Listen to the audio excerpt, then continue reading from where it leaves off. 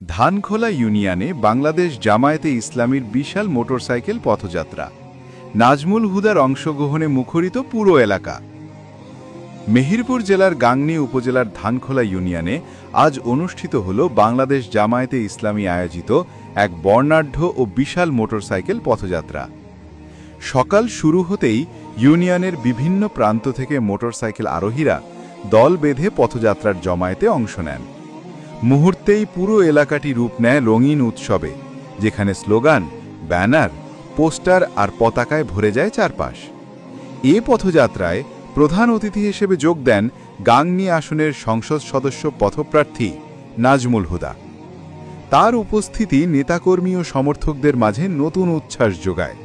তিনি শুভেচ্ছা জানিয়ে বলেন, মানুষের অধিকার, ন্যায় ও উন্নয়নের প্রতীক দাড়িপাল্লাকে বিজয়ী করতে জনগণের ঢলই আমাদের শক্তি। স্লোগানে মুখরিত পথ। পথযাত্রা শুরু হলে অংশগ্রহণকারীদের স্লোগানে মুখর হয়ে ওঠে পুরো ধানখোলা ইউনিয়ন।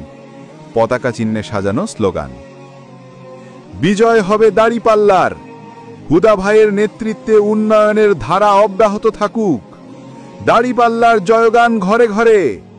নেতাকর্মীরা জানান, এই পথযাত্রা শুধু শক্তি প্রদর্শন নয়, বরং আগামী নির্বাচনে নাজমুল হুদার প্রতি ব্যাপক জনসমর্থনের বার্তা জনগণের কাছে পৌঁছে দেওয়ার এক দৃঢ় প্রয়াস।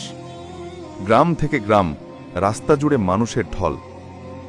ধানখোলা ইউনিয়নের প্রতিটি গ্রামের রাস্তা জুড়ে পথযাত্রা ঘুরে বেড়ায়। আজান, জুগিন্দা, ধানখোলা বাজার, সোনাডাঙ্গা, উলবাড়িয়া, এমন সব গ্রাম জুড়ে মানুষ বাড়ির সামনে দাঁড়িয়ে হাত নেড়ে শুভেচ্ছা জানান। ছোট বড় সবাই এই দৃশ্য দেখতে রাস্তায় ভিড় জমান। অনেকেই ভিডিও ধারণ করে সামাজিক মাধ্যমে ছড়িয়ে দেন, যা মুহূর্তেই ব্যাপক আলোচনার জন্ম দেয়। শৃঙ্খলাপূর্ণ আয়োজন।